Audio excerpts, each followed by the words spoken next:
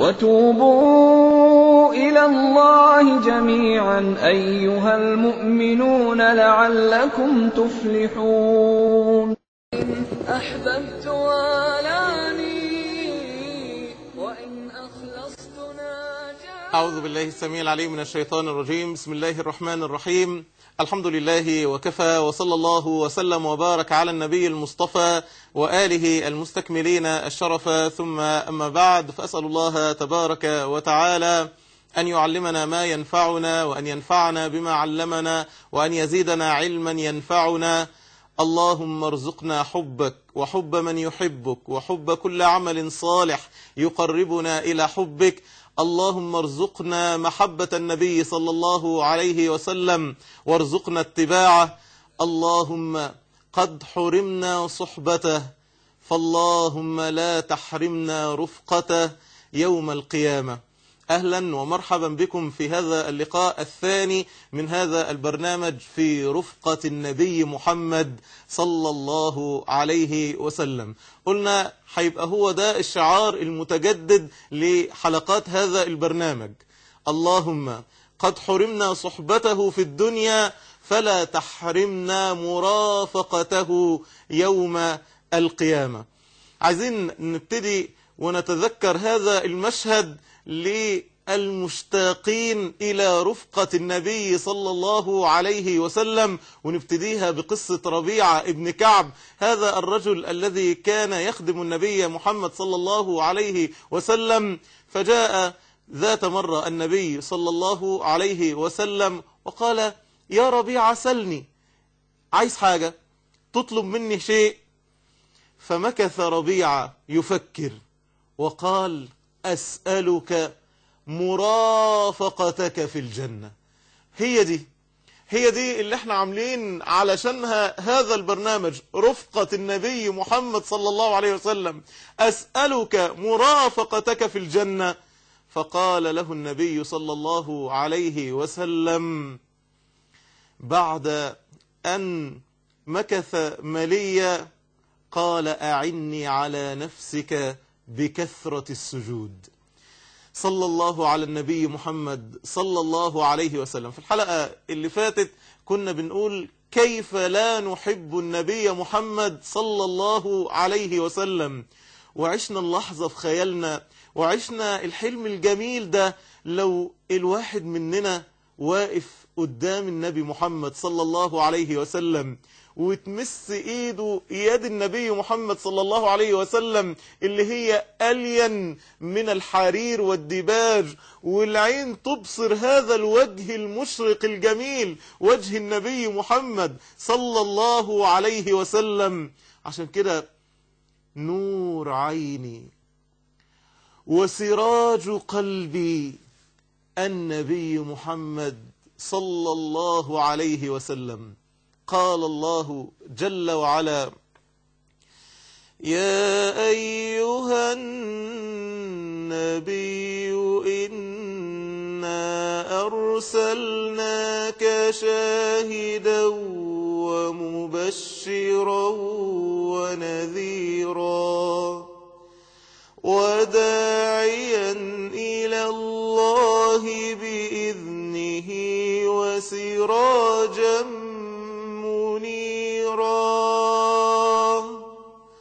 وقال ربي وأحق القول قول ربي تبارك وتعالى: يا أهل الكتاب قد جاءكم رسولنا يبين لكم كثيرا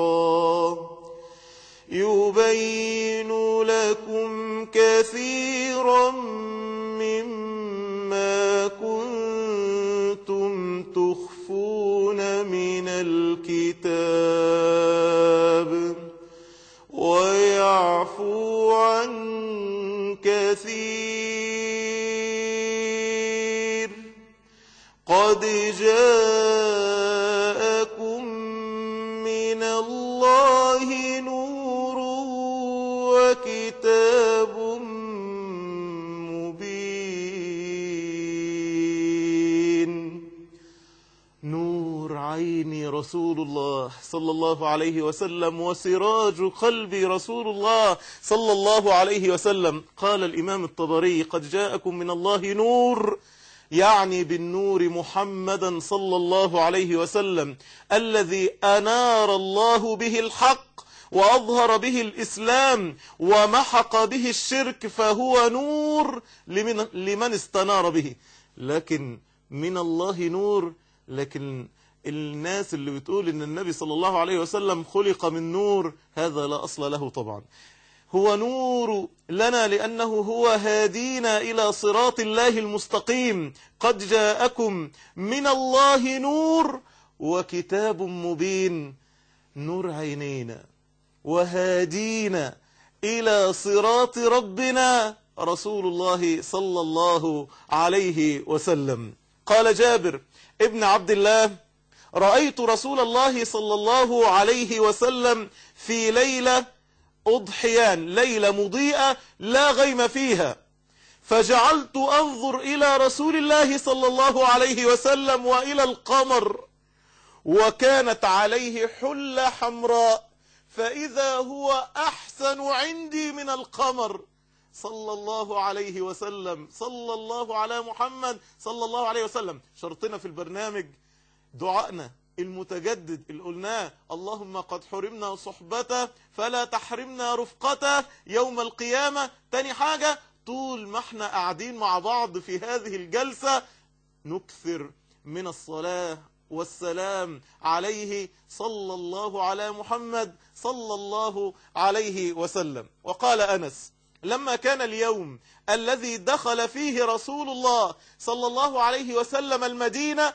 أضاء منها كل شيء، فلما كان اليوم الذي مات فيه أظلم منها كل شيء، ولما نفضنا عن رسول الله صلى الله عليه وسلم أيدينا لما وضعوا النبي صلى الله عليه وسلم في قبره أنكرنا قلوبنا. أول معنى توقفنا عنده: نور عيني وسراج قلبي. المعنى الثاني: هو بلسم جراحاتي. في حد مننا لا يشتكي من الهم، لا يشتكي من أنكاد الدنيا، ليست عنده أحزان، ليست عنده أمراض. بلسم جراحاتنا الرحمة المهداة صلى الله عليه وسلم. يقول الله جل وعلا: وما أرسلناك إلا رحمة للعالمين. قال الله: فبما رحمة من الله لنت لهم ولو كنت فظا غليظ القلب لانفضوا من حولك. وكان صلى الله عليه وسلم يقول كما عند ابن سعد في الطبقات وصححه الشيخ الألباني، كان يقول: إنما أنا رحمة مهداة، إنما أنا رحمة مهداة. عشان كده إحنا مفتقدين والله. وعشان كده أنا عايز أسألك السؤال ده، وعايز أسأل حضرتك السؤال ده: مفتقد رسول الله صلى الله عليه وسلم في حياتك؟ شوف قد إيه من مشاكلك، وقد إيه من الصعوبات اللي انت بتواجهها في حياتك، وقد إيه معاناتنا في الدنيا دي، والواحد بيبقى متلخبط ومش عارف يعمل إيه. تذهب إلى النبي محمد صلى الله عليه وسلم فتسأله عن حاجتك، تسأله عن مشكلتك، فيأتيك النبي صلى الله عليه وسلم بالجواب الكافي الشافي. شوفوا الشاب الذي ذهب إلى النبي صلى الله عليه وسلم ويشكو إليه أمراض الشهوات والمشاكل اللي النهاردة ما بقاش فيها أكتر منها في هذه الفتن العاصفة اللي احنا متعايشينها في هذا الزمان. يروح هذا الشاب إلى النبي صلى الله عليه وسلم فيقول له: ائذن لي في الزنا. فيقول: أدنو أيها الشاب.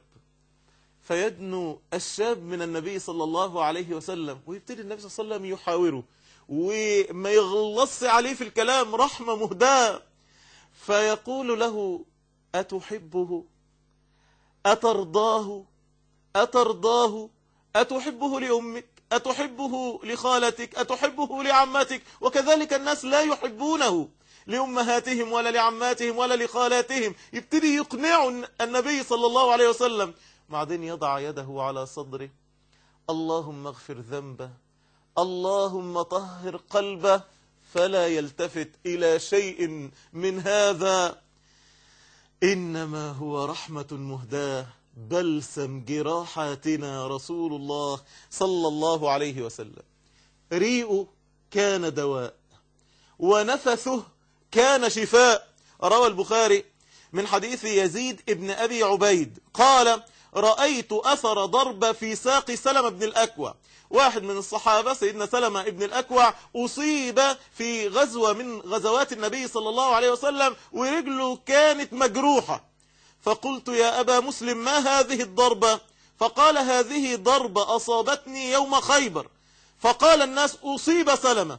فأتيت النبي صلى الله عليه وسلم فنفث، النبي نفث يعني طلع كده ريق بسيط خالص هكذا، نفث فيه 3 نفسات فما اشتكيت منها الساعة.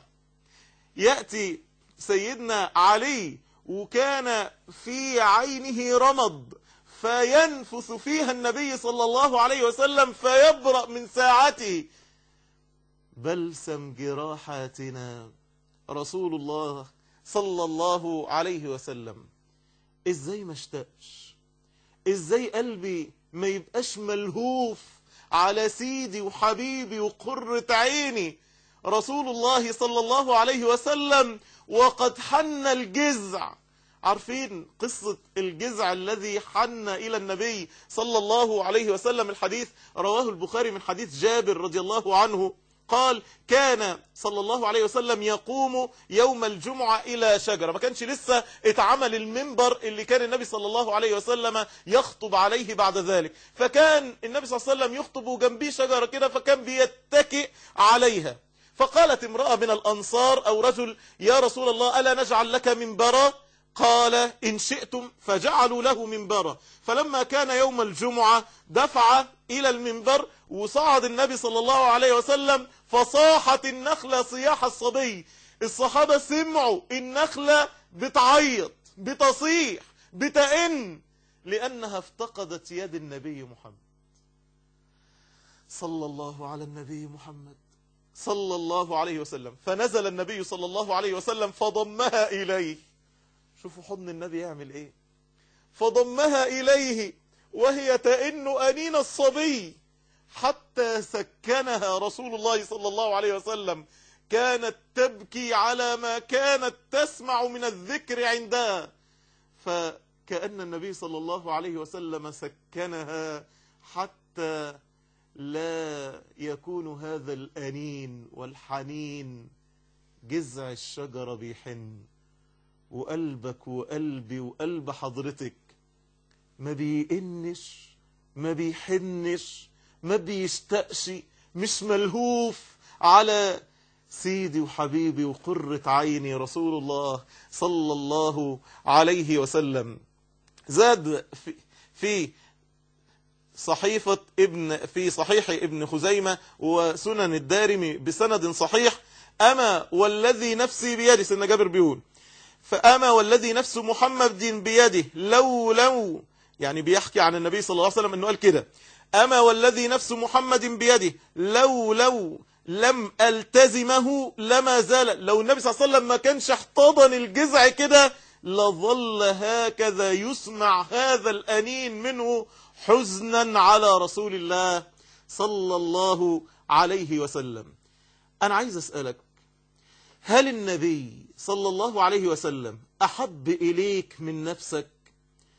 قل لي على موقف واحد فضلت النبي صلى الله عليه وسلم فيه على نفسك.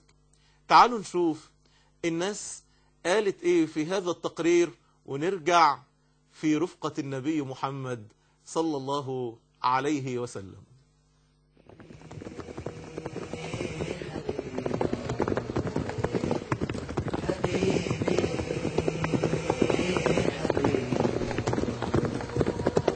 حبيبي أنت رحماني، أنا إن تبت مناني وإن أذنبت. الواحد طبعا يعني دي حاجة طبعا تبقى داخلية جوه البني آدم، طبعا تبقى قيمة كبيرة. يعني الواحد الحمد لله يعني يعني ملهاش يعني ملهاش حجم معين، يعني الواحد بيحب النبي طبعا، دي حاجه قيمه كبيره جدا جواه يعني. لا اله الا الله، ده يعني بعد ربنا سبحانه وتعالى يعني.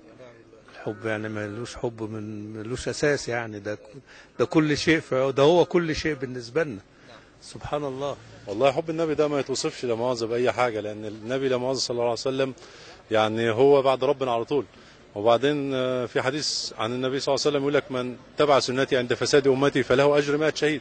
فاحنا لابد ان احنا نتمسك بسنة الرسول صلى الله عليه وسلم، لأنها لا مؤاخذة هي دي المنهج اللي احنا لازم نمشي عليه. عليه الصلاة والسلام أكتر حاجة في الدنيا طبعا، أكتر من روح الواحد، يعني أكتر من نفسي، ده النبي عليه الصلاة والسلام. حب ملوش حدود، يعني حب ما حدش يتوقعه. ايه الموقف اللي فضلت النبي عليك؟ في اي حاجه، في شؤون نفسي، لما بكون بعمل حاجه ويدن الاذان بروح اتكل على الله واخش الجامع افضل لي، لان ده دعوه لربنا سبحانه وتعالى اللي وصل لنا الرسول عليه الصلاه والسلام. فما اقدرش يعني، فدي احسن حاجه يعني، ما تقدرش تلغيها او تعملها يعني. سبحان الله. والله المواقف كتير، بس لا مؤاخذة هو طبعا ان احنا لازم نتمسك بسنته في الصلاة، في الأخلاق، في أي حاجة لا مؤاخذة، حتى في الجار نفسه. يعني الجار نازل ان احنا نراعي لا مؤاخذة مثلا ايه حرمة الجار، الشارع لا مؤاخذة حرمة الشارع، في أي حاجة يعني. ده الواحد يقول ايه بقى الموقف يفضل النبي عليه؟ ده الواحد يقول ايه في موقف زي ده كده؟ يعني الواحد هو أنا بفضله عن نفسي في كل حاجة. افضله عن نفسي في كل حاجه لان انا ولا حاجه. افضل النبي عن نفسي في كل حاجه لان انا ولا حاجه. حضرتك بتحب النبي؟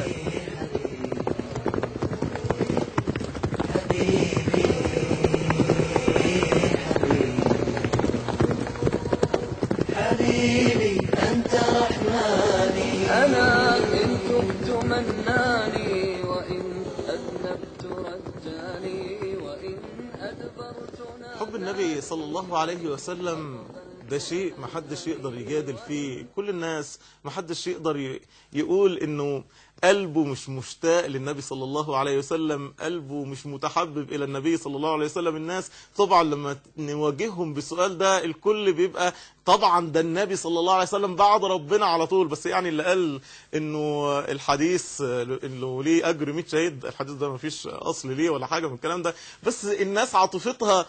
ولما سألنا السؤال الثاني وقلنا قل لي على موقف فضلت فيه النبي صلى الله عليه وسلم، شفتوا اللي قال أنا مش حاجة خالص، أنا يعني النبي صلى الله عليه وسلم كل حاجة.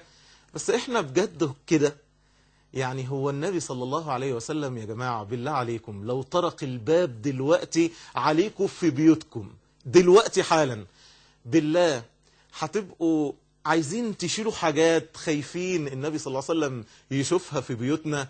هيبقى منظرنا وهيئتنا تليق بأننا نقف قدام النبي محمد صلى الله عليه وسلم؟ يا ترى هتبقى حمرة الخجل والكسوف وهنبقى حاطين راسنا في الأرض ومش عارفين نقول له إيه؟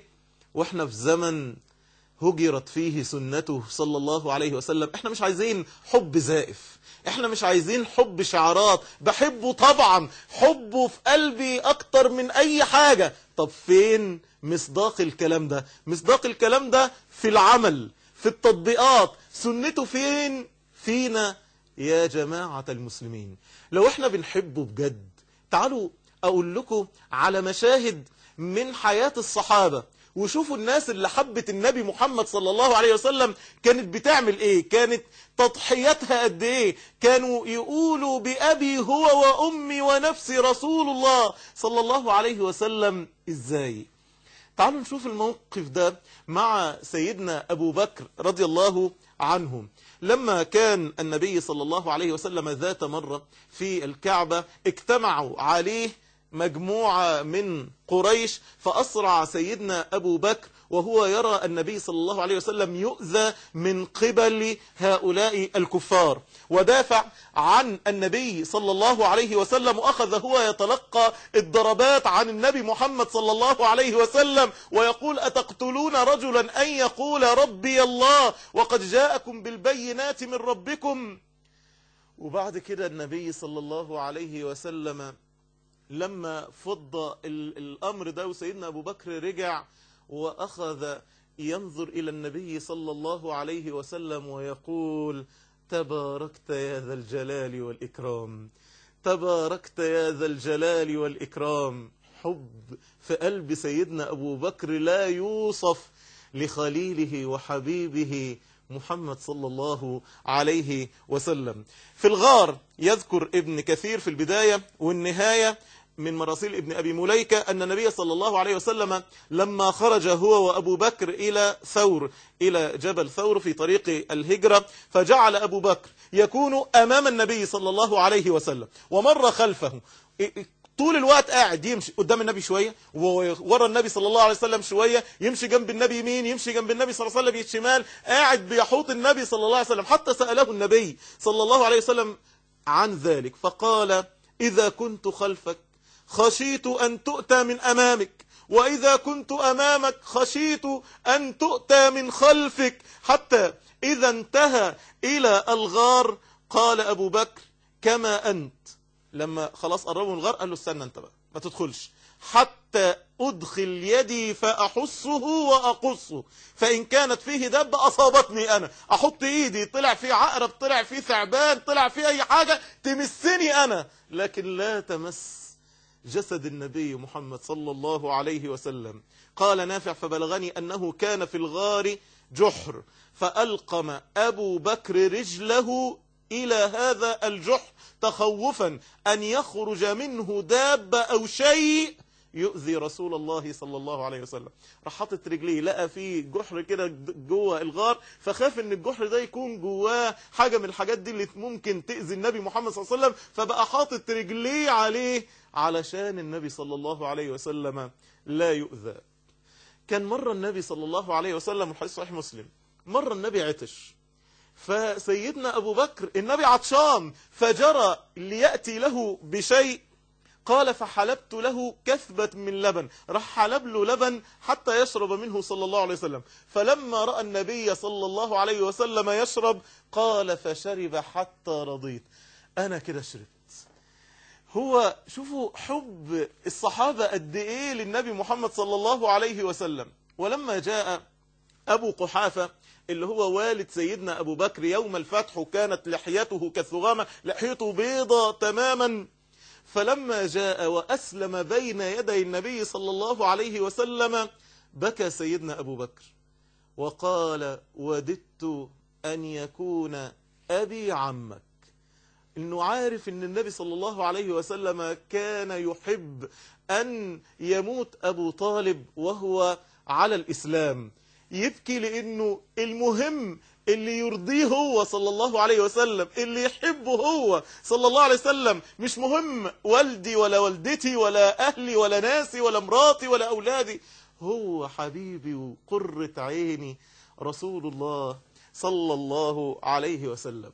سيدنا عمر رضي الله عنه، الحديث في البخاري من حديث عبد الله بن هشام قال كنا مع رسول الله صلى الله عليه وسلم وهو آخذ بيد عمر ابن الخطاب، قال والله لا أنت يا رسول الله، النبي صلى الله عليه وسلم كده ماشي وماسك إيديه في إيد سيدنا عمر، فسيدنا عمر في اللحظة دي الحب بقى اللي في قلب الواحد عايز يعبر عنه، والنبي صلى الله عليه وسلم قال لنا كده إن الواحد لو كان في قلبه حب لأخيه فليخبره، يبقى إيجابي ويقول له عشان يشعره بعاطفته تجاهه، عشان تبقى في أواصر الأخوة.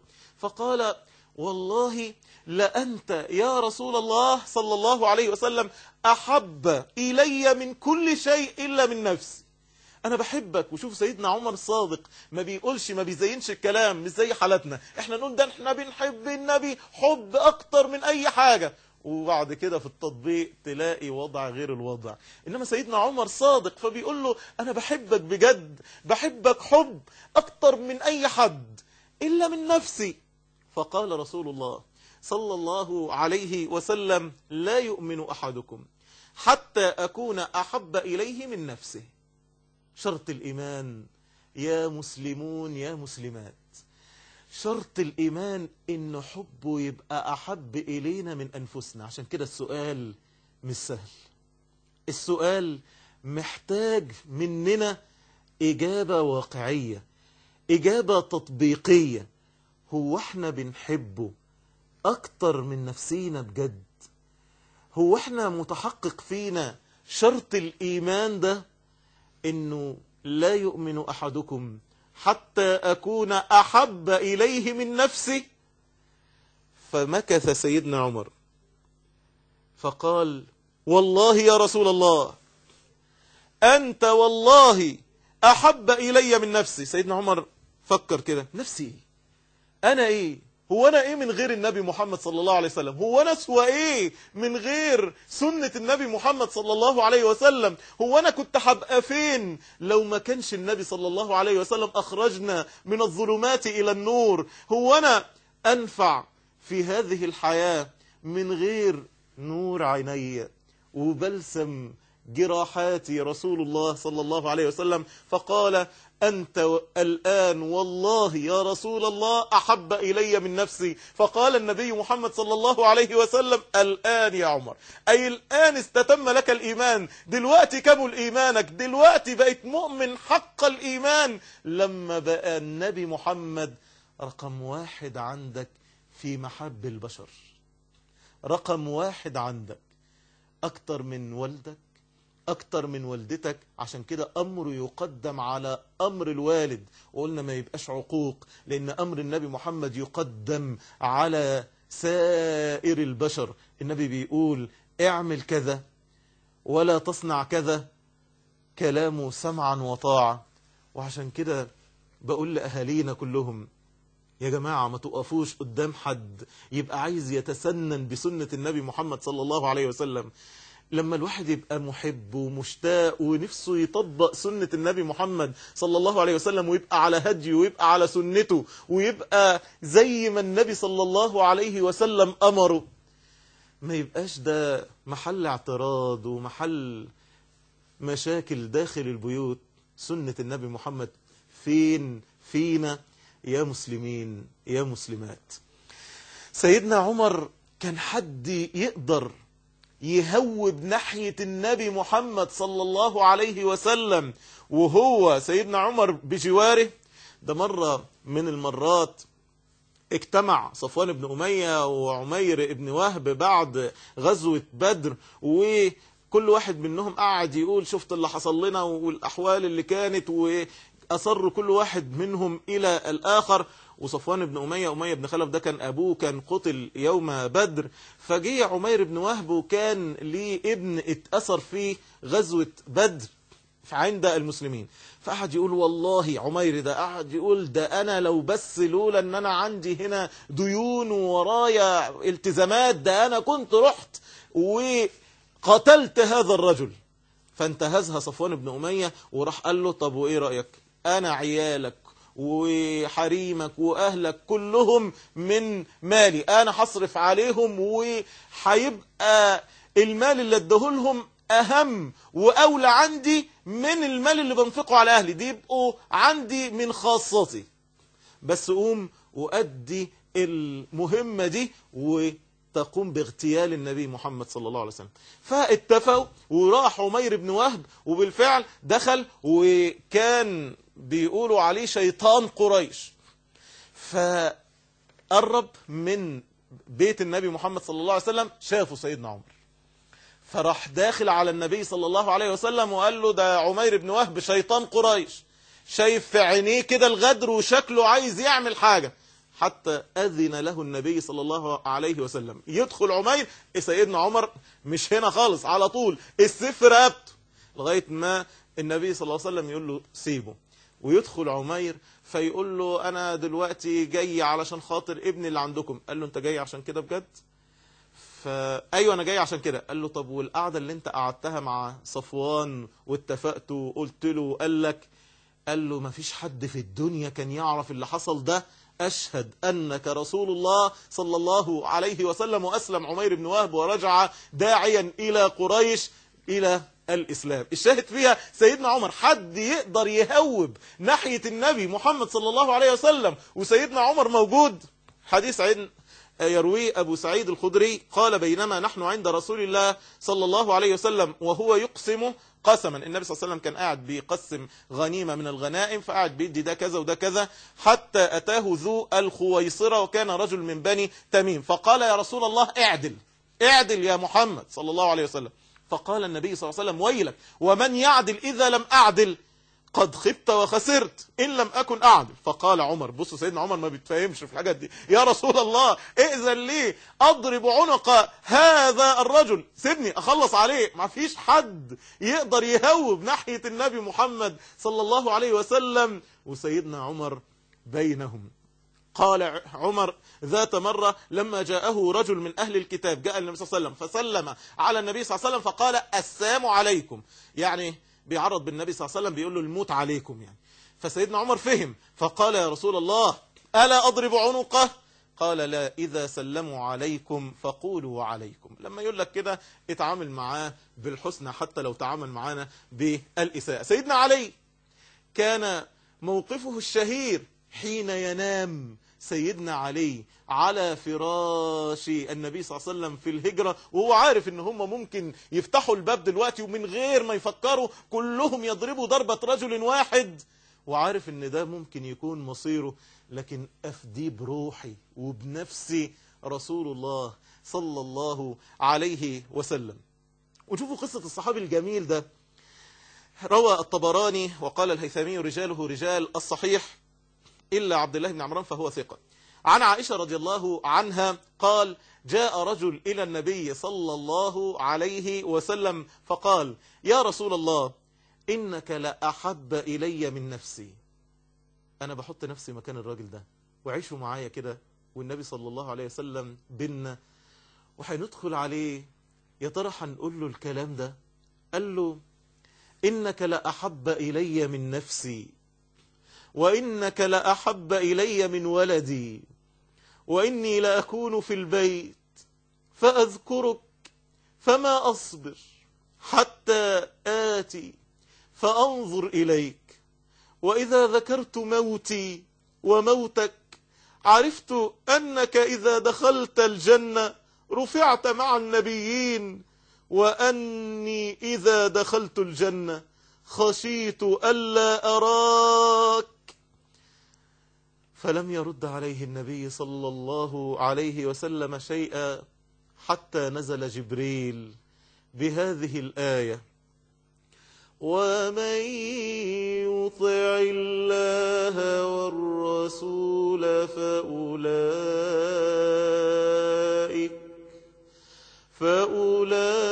فأولئك مع الذين أنعم الله عليهم من النبيين.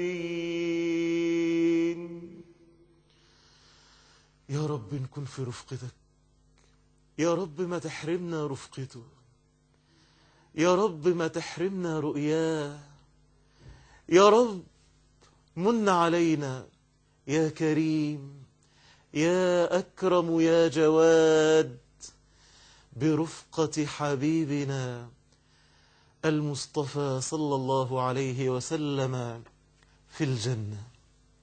خايف ما شوفوش، خايف أتحرم منه، خايف يتقلي بعدا بعدا سحقا سحقا لمن بدل بعدي وغير. يا سيدي يا رسول الله صلى الله عليه وسلم فداك نفسي فداك أبي فداك أهلي صلى الله عليه وسلم.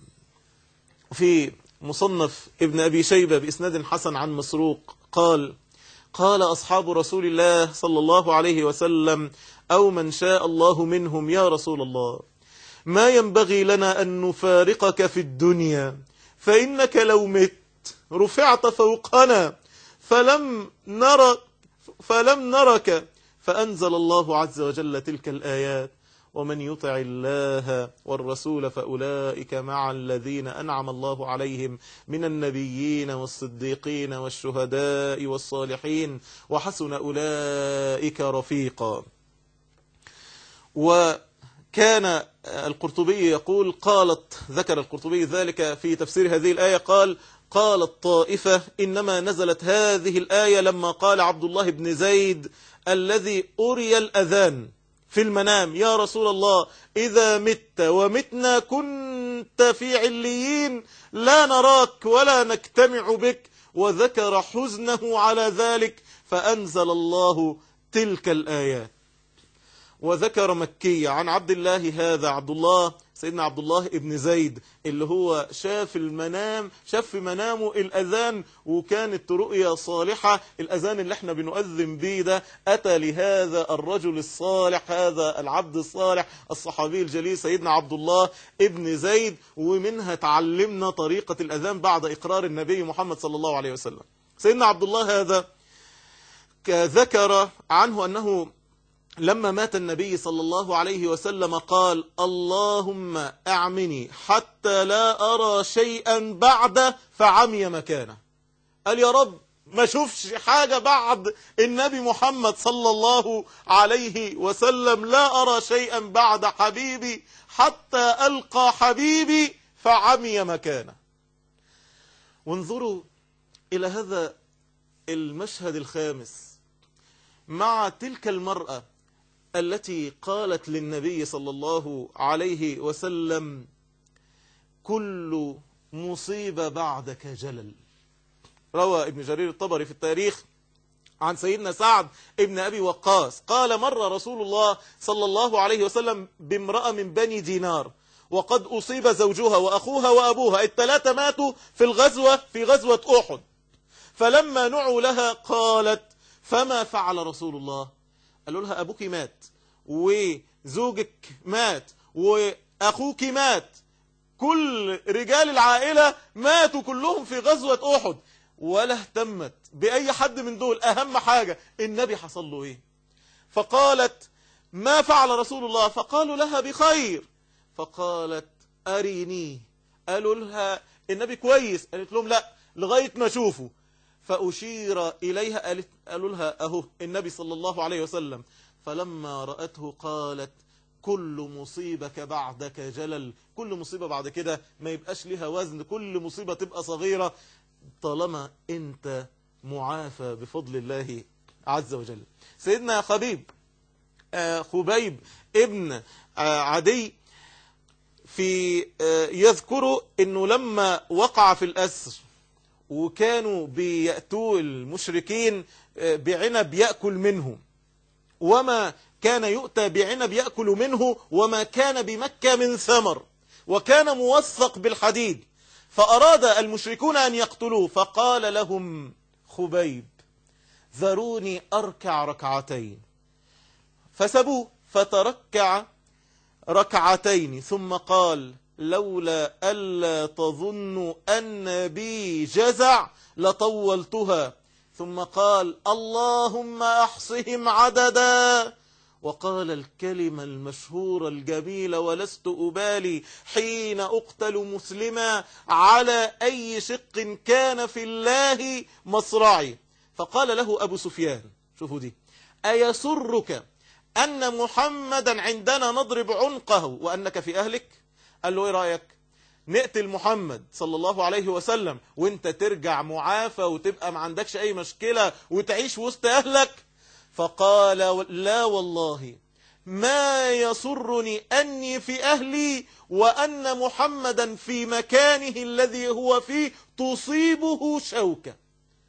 ده لو شوكة دخلت في جسد النبي محمد صلى الله عليه وسلم لا يهنأ لي عيش، ما عيش مرتاح، أبقى مش قادر أعيش، والنبي صلى الله عليه وسلم تدخل ولو شوكة في جسده صلى الله عليه وسلم. سيدنا سعد ابن الربيع لما كان يوم أحد وأشيع إن النبي صلى الله عليه وسلم قتل، قال الكلمة المشهورة الجميلة اللي احنا محتاجين نخليها شعار لكل مسلم ومسلمة في هذا الزمان اللي بينتهك فيه عرض النبي محمد صلى الله عليه وسلم، وبيؤذى بهجر سنته وبانتشار البدع وبالتقول عليه وبالرسوم اللي بتترسم في أوروبا عنه وبالكلام اللي بيقوله أهل الملل الأخرى عنه صلى الله عليه وسلم والاتهامات السيئة التي تنال منه صلى الله عليه وسلم. واحنا في البرنامج هيبقى إن شاء الله واحنا ماشيين كده وبنحكي حاجات من سنته وإزاي نهتدي بهديه صلى الله عليه وسلم، هنفند الشبهات دي ونرد على أهل البدع ونرد على اللي بيتقولوا على النبي صلى الله عليه وسلم. فلما أشيع هذه الشائعة سيدنا سعد بن ربيع قال الكلمة: لا يخلص إلى رسول الله صلى الله عليه وسلم وفيكم عين تطرف. ما بيبقاش ليا في الدنيا نعيم، ولا يبقى للدنيا قدر، ولا يبقى لها لازمة لو حد هوب ناحية النبي صلى الله عليه وسلم وفي عين تطرف. شوفوا سيدنا عبد الله بن الزبير لما النبي صلى الله عليه وسلم يوم أحد شجت رأسه وكسرت رباعيته صلى الله عليه وسلم، اسنان النبي صلى الله عليه وسلم، وبدأ يتشج في رأسه وبدأ الدم ينزل من وجه النبي صلى الله عليه وسلم. فجاءه سيدنا عبد الله ابن الزبير وأخذ يشرب دم النبي محمد صلى الله عليه وسلم، شرب دم النبي صلى الله عليه وسلم حتى قيل له مجه، قال لا والله ما أمجه. يشرب الدم علشان النبي صلى الله عليه وسلم لا يشعر بألم. سيدنا أبو طلحة الأنصاري يوم أحد كذلك يرمى بين يديه صلى الله عليه وسلم، يرمي نفسه ويقول له: نحري دون نحرك بأبي أنت وأمي يا رسول الله، بأبي أنت وأمي، رقبتي سدادة، رقبتي لي فداك يا رسول الله صلى الله عليه وسلم. وعارفين قصة سواد؟ قصته في غزوة بدر. سواد ده النبي صلى الله عليه وسلم في يوم غزوة بدر كانوا عملوا طريقة جديدة جدا في صف الصفوف في الجيش، فالنبي صلى الله عليه وسلم بنفسه قعد يتابع الصحابة واقفين في الصفوف عدل زي تسوية الصفوف في الصلاة. فواحد من الصحابة طلع بره الصف شوية اسمه سواد، فالنبي صلى الله عليه وسلم قال له: استوي يا سواد. ثم ضربوا النبي صلى الله عليه وسلم كده بسواك ضربة خفيفة: استوي يا سواد، اقف عدل. فقال له: لا، انا كده ليا حق عندك، انا عايز اقتص منك، ليا حق عندك ولازم اقتص منك. فالنبي صلى الله عليه وسلم كان ضربه كده ولهزه في بطنه، فكشف النبي صلى الله عليه وسلم عن بطنه وقال: اقتص يا سواد، خد حقك، اضربني زي ما انا ضربتك. فجاء سواد وقبل بطن النبي محمد صلى الله عليه وسلم وبكى. فقال له النبي صلى الله عليه وسلم: انت بتعمل كده ليه؟ ايه اللي خلاك، ما حملك على ما صنعت؟ فقال له سواد: أردت أن يكون آخر العهد بك أن يمس جلدي جلدك. قال له: انت شايف انه احتمال ان احنا نخش في الغزوة وانا استشهد فيها، فنفسي يبقى اخر حاجة انه جلدي يمس جلدك يا رسول الله صلى الله عليه وسلم. فدعا له رسول الله صلى الله عليه وسلم ثم قال له: استوي يا سواد، اقف يا سواد، بعد ان هنأه النبي صلى الله عليه وسلم بهذا الدعاء. شفتوا اللي حبوه كانوا بيضحوا بأي شيء عشانه، واحنا يا جماعة مش عارفين نضحي بمعصية من المعاصي وبشهوة من الشهوات اللي الواحد مننا مش قادر يبطل الذنب ده. الشباب مش قادر تبطل نظر، ومش قادر تبطل الكليبات والمواقع، وفلان اللي مش قادر يبطل سجاير، وفلان اللي مش عارف انه يبقى بقى مستقيم والصلاة على وقتها، وفلان اللي مش عارف يضحي بالمال الحرام اللي هو عارف انه بيتكسبه من وجه لا يشرع له ولا يحبه الله ولا يرضاه. هتضحي بإيه عشانه؟ هو ده الواجب العملي اللي لازم كل واحد مننا يفكر فيه بعد الحلقة دي، وبعد ما سمعت مواقف الصحابة دي، وبعد ما حطيتك قدام المراية، انت بتحبه بجد؟ هتضحي بإيه عشانه؟ ايه الموقف الحقيقي اللي هتعمله هو هتفضل فيه النبي صلى الله عليه وسلم على نفسك؟ انا كنت بحب انام الوقت الفلاني ده، انا كل يوم بنام لي 8 ساعات، انا هوفر ساعة وهخليها قيام ليل حبا للنبي محمد صلى الله عليه وسلم. انا مبطل صيام بقالي فترة طويلة، انا هصوم على الاقل الاثنين والخميس والثلاث ايام من كل شهر حبا في النبي محمد صلى الله عليه وسلم. انا مش مقيم على اذكار الصباح والمساء، انا ما بصليش على النبي صلى الله عليه وسلم كتير، انا عايز كل يوم اصلي عليه اقل حاجة بال100 مرة وال200 مرة و1000 مرة، عشان لساني يبقى جاي عليه دايما اسم النبي محمد صلى الله عليه وسلم، اللي هو قرة عيني وبلسم جراحاتي ونور عيوني صلى الله عليه وسلم. عايزين يا جماعة كل واحد يقعد مع نفسه ويقول، اكيد كلنا عارفين وجه التقصير، عارف ان انت مفرط في الحتة دي، عارف ان انت بتضيع وقت كتير وعلامة المقت ضياع الوقت، عارف ان انت مش على الهدي، ان في حاجات كتير مش على سنة النبي صلى الله عليه وسلم. يا ترى هيكون موقفك ايه؟ ويا ترى هيكون موقفك ايه؟ يا ترى هتغيري لبسك بعد ما سمعتي الكلام ده؟ يا ترى هيبقى بجد الحجاب الشرعي اللي تقفي قدام النبي محمد صلى الله عليه وسلم وانت متباهية ان انت من إماء الله عز وجل ومن أمة النبي محمد، اللي النبي يفرح لما يشوفك وانت على هديه صلى الله عليه وسلم وانت لابسة لبس زوجاته صلى الله عليه وسلم؟ يا ترى هيكون في تغيير في أخلاقنا، في تغيير في سلوكياتنا؟ يا ترى هنكظم غيظنا؟ يا ترى هيبقى في شيء مختلف بعد ما سمعنا تضحيات الصحابة دي والحب الحقيقي للنبي صلى الله عليه وسلم؟ بيبقى المردود بتاعه في أفعالنا بيبقى عامل ازاي؟ عايزين المعنى ده ما يتشلش من قدامنا أبدا، عشان يبقى حب حقيقي وما يبقاش حب زائف. يلا نطبق، ويلا ما تنسوش المعاني دي، وهنختم بها كل مرة.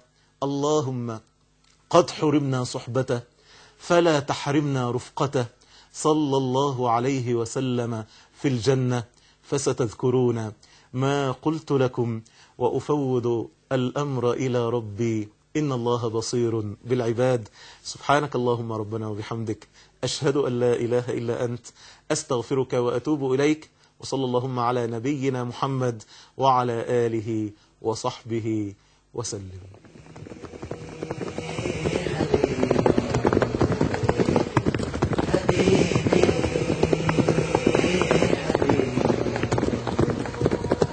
حبيبي أنت رحماني، أنا إن تبت مناني، وإن أذنبت رجاني، وإن أدبرت ناداني، وإن أقبلت أدناني، وإن أحببت والاني.